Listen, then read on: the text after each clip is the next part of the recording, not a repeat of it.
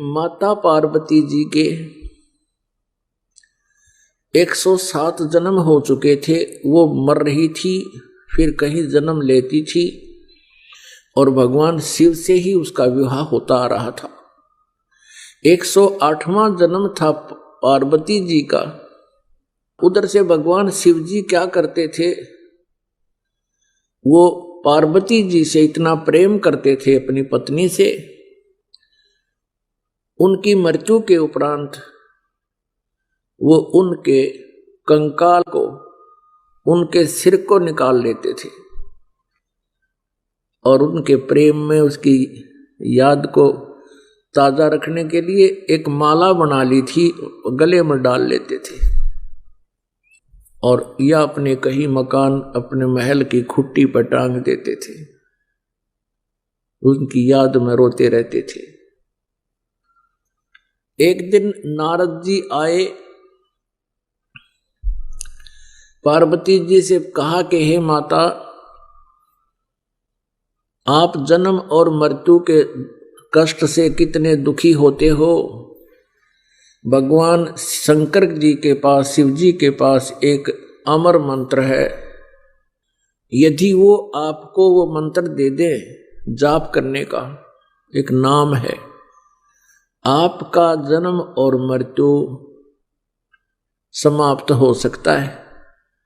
पार्वती जी ने कहा कि हे ऋषि जी, आपकी बातों पर मुझे विश्वास नहीं हो पा रहा, क्योंकि भगवान शिव जी मुझे बहुत प्यार करते हैं, मेरे पति हैं और इनके स्वभाव और इनके उदार स्वभाव से मैं खूब परिचित हूं।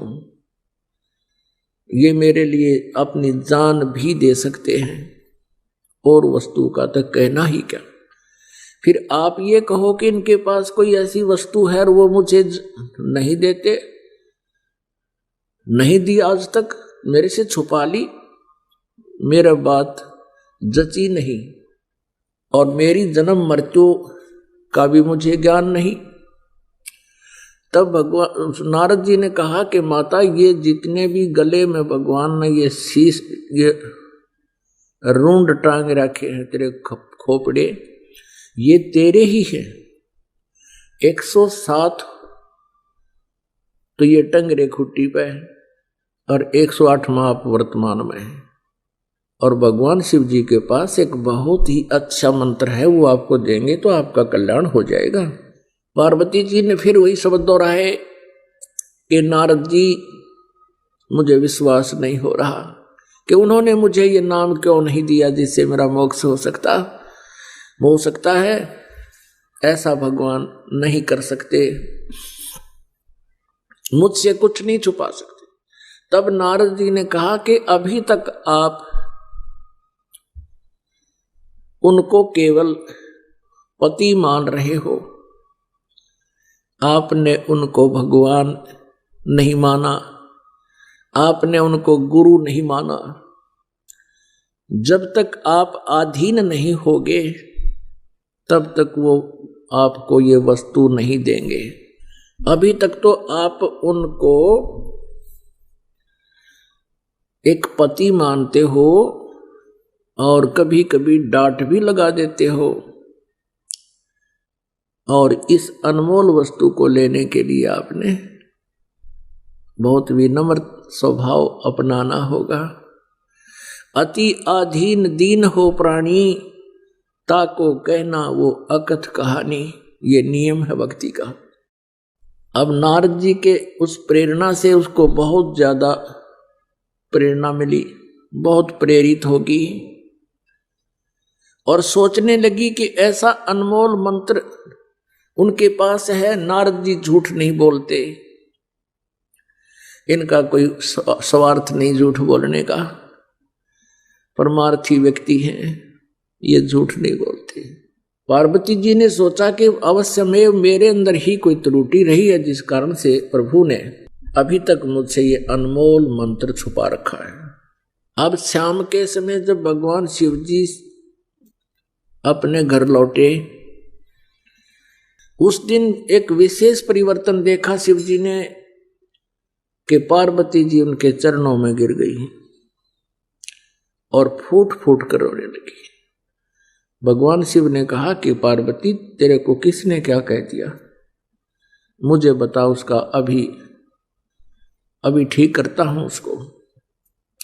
पार्वती जी ने कहा कि आपके रहते मुझे कौन कह सकता है प्रभु, लेकिन मुझ अबला से कोई भूल बनी है।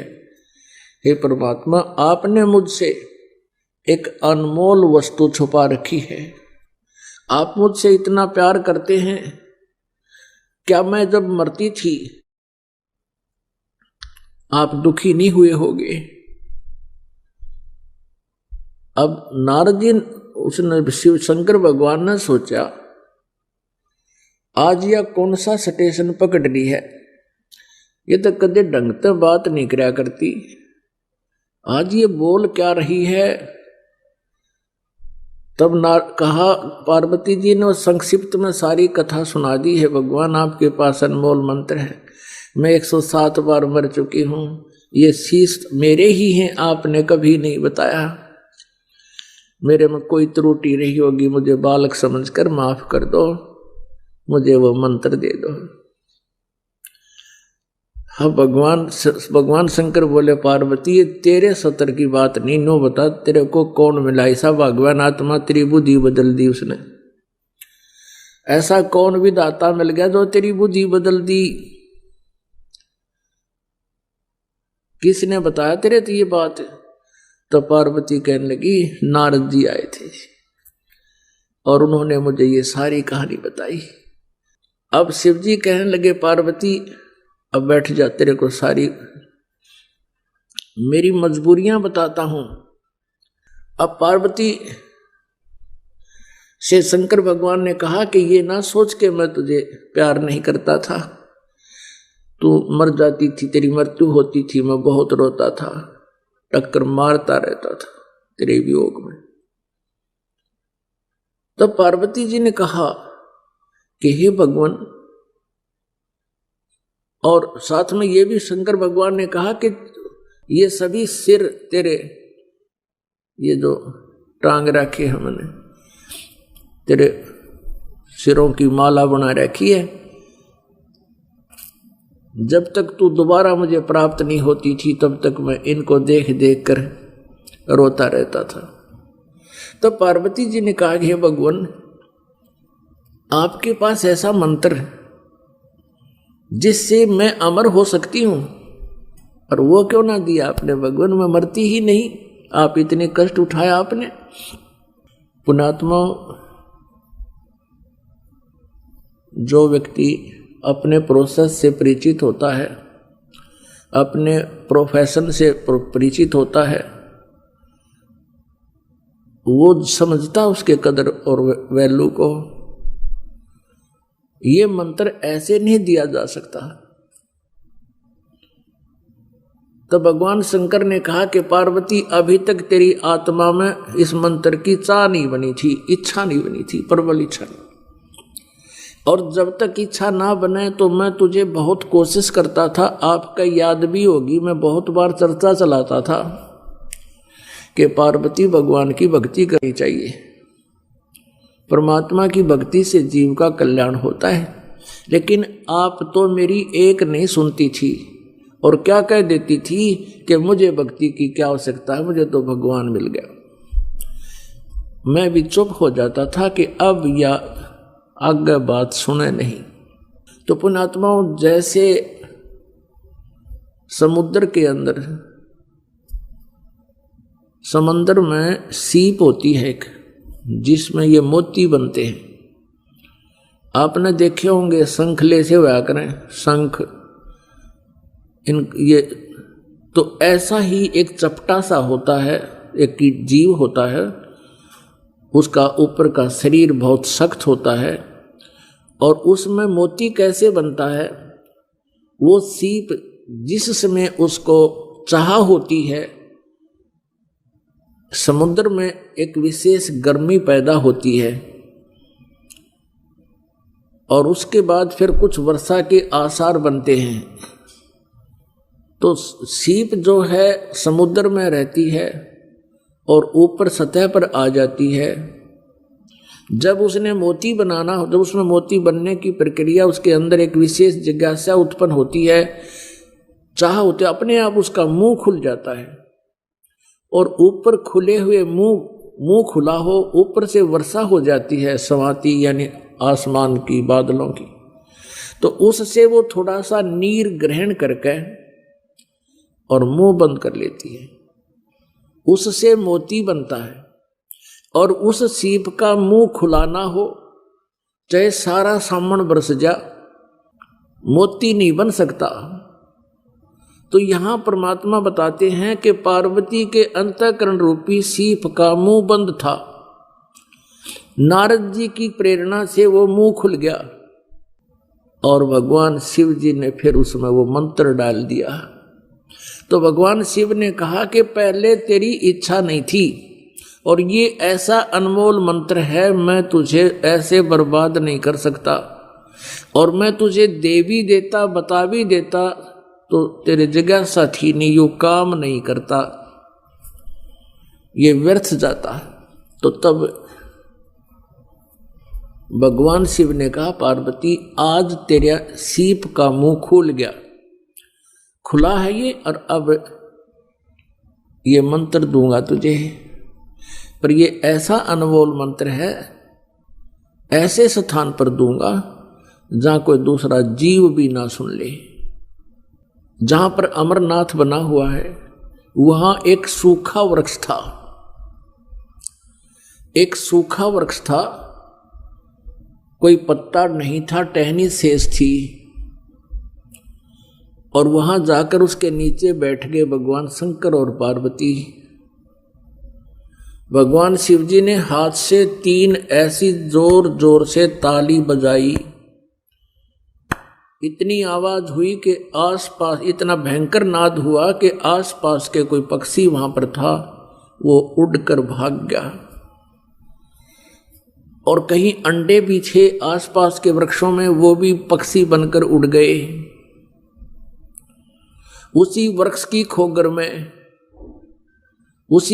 खोगर में एक थोथे स्थान पर में जो वृक्षों में हो जाता है, उसमें एक मादा तोते ने अंडे दे रखे थे। जो स्वस्थ अंडे थे वो तो पक्षी बनकर उड़ गए, एक गंदा अंडा था वो शेष रह गया। भगवान शिव पार्वती जी को